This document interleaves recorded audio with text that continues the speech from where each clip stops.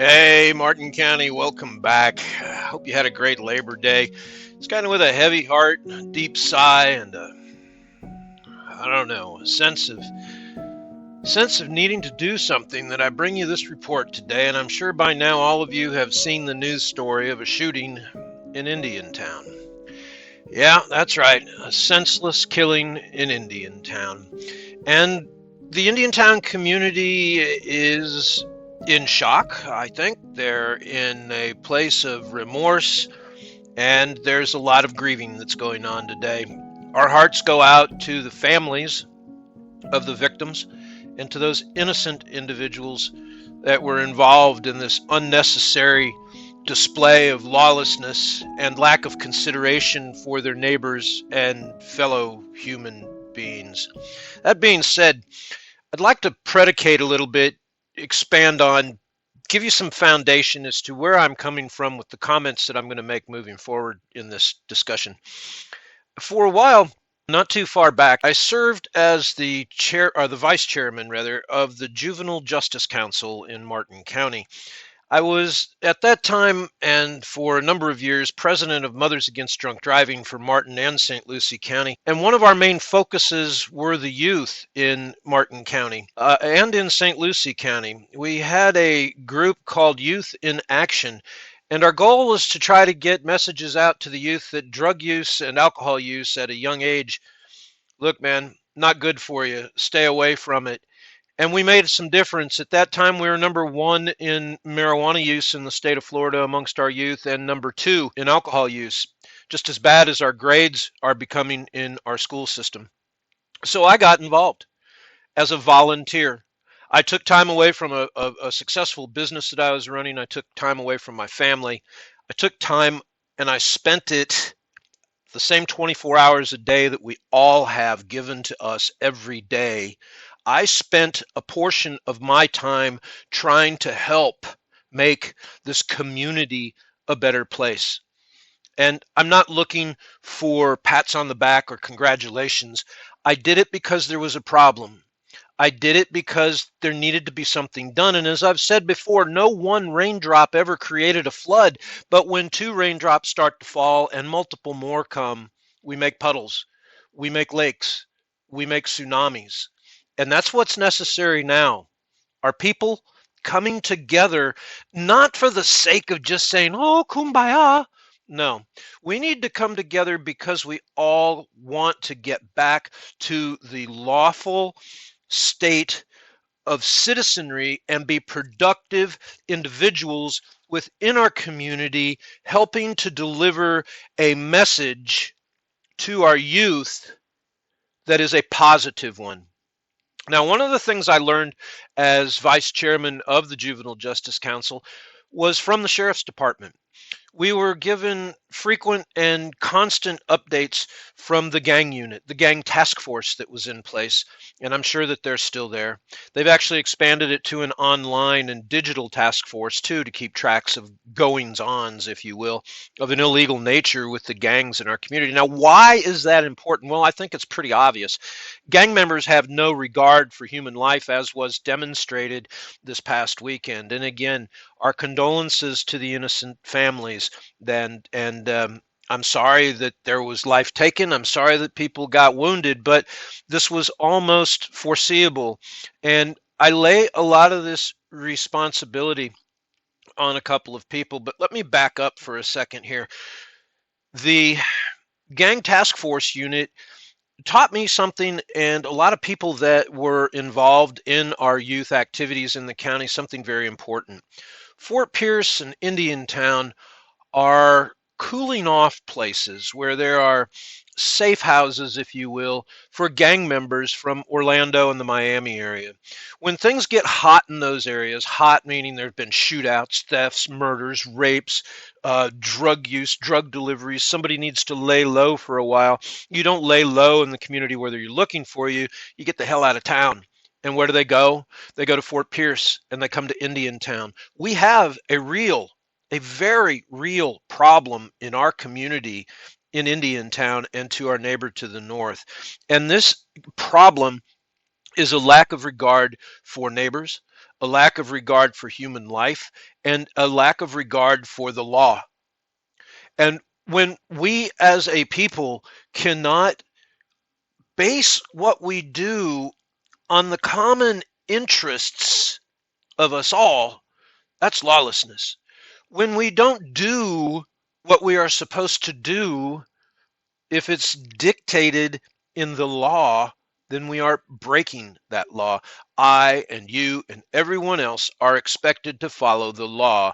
And if we don't follow the law, there are ramifications for that. Okay? Now, Mr. Howard Brown was alerted via Facebook, whether he monitors his Facebook feed or not. Tam alerted him days before this, as the sheriff says, gathering took place. And it should have been put to a stop at that point. It really should have been. Now, I know the sheriff's department was at the location. Congratulations, your intel is working. And it just goes to show that even with the presence of the sheriffs there, the disregard for the law was apparent. People still got shot. Now, can we place the blame on the sheriffs that were there? Not at all. Can we blame it all on Howard Brown? Well, let's start there. And there's another couple places we need to look too. One, with Howard Brown, he has this habit of turning a blind eye and actually financing, funding, and helping one segment of the community over others when it comes to permitting, fees, waiving them, or participating in the programs as a village, and then shunning another group of people like the Indiantown Chamber and making it as complicated and hard and as expensive as he can for them to get permits. Okay? Yes, I know people have been shot. Yes, I know people are in grieving, but that is the problem. Howard Brown is the perfect example of how, when you turn a blind eye in leadership, you become complicit. You allow this manifestation of lawlessness to take place. And over time, it emboldens those that feel that they are somehow above the law, or someone in office has their back and is not going to allow them to have the same burden of lawful participation that the rest of us do. Now, what am I talking about? And we can talk about this all you want. There's some semantics on it. And I really think that, the village needs money, yes. But to tell people to gather on their own property or someplace else, that they have to come to the governmental body for a license, to have their permission first and come out of pocket to do it, well, I don't like it. I understand why you do it, because somebody has to pick up the trash, okay? And everybody's going to look to the government to do that. So how do you pay for that person if you don't charge the people that are creating the mess?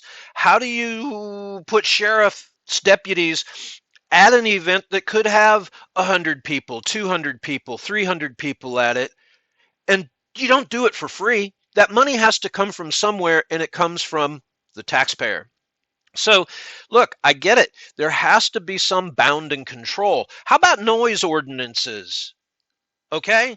There are certain times that we can have these parties, that we can point speakers at our neighbors' homes, and when they are wanting quiet because it's after dark and time to relax, the disregard for those neighbors is another item.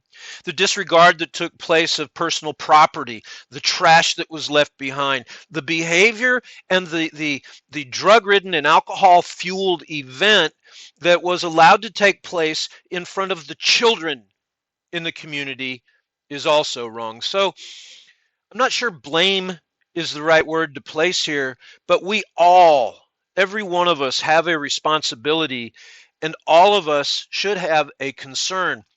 If this type of behavior is allowed to go unchecked, whether from law enforcement, from the village, the municipality, or from the people themselves, well, then we got a real problem, because it's already starting to overflow into other segments of the Indian town community. Robberies have increased in the Indianwood section of this community. Okay? Lawlessness left unchecked will create more problems like this. And moving forward, folks, anybody that has half an eye on anything will know that worldwide there is a food shortage that is in place and getting worse. There is a winter coming. There are increased demands for electricity and water, and the prices for all of these are going through the roof. Indiantown is a very hardworking community, okay, that does not have a lot of money. 24% of the people live below the poverty level. So I might suggest, before we start sending money to the Ukraine, or we start raising money for the poor, hapless people that are victims of poor American policy, okay, by no choosing of their own, God bless your big old bleeding heart, but how about the people in your own backyard? If you don't focus on them and your neighbors, not for the willfully ignorant that just aren't going to get it, not for those that sit there with their hands out and say, give it to me, I deserve it, but for those that genuinely need it, why not put your effort there?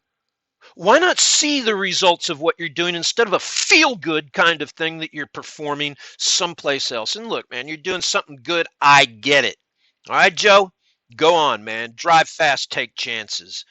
But again, back to Indiantown. We have to, yeah, everybody keeps saying it, come back together. And I've seen comments online. Booker Park, we're all we got. Ain't nobody with us. No, man, a lot of people are with you, but you got to be willing to be with them. It's just like God. God's on everybody's side. It's those that aren't on his side that don't get the blessings. It's time to turn our face back to God. This is the real simple answer. Now, we either have law enforcement or we don't, and I know this is a complicated matter, and I'm not saying we jackboot things and go in there, but my goodness, guys, something's got to be done. And to call this a gathering, not even an illegal gathering, because it was an illegal gathering. If this thing started on a private piece of property as a party, one thing. If the sheriffs were on scene because they knew what was coming, another thing. But when it overflowed to over 300 people and it went past the point of noise ordinances and the health, safety, and welfare of the community, it should have been shut down. People should have been fined. The organizers should be fined.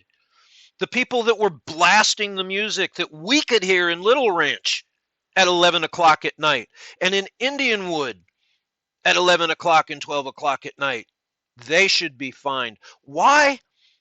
Because it's not fair to your neighbors.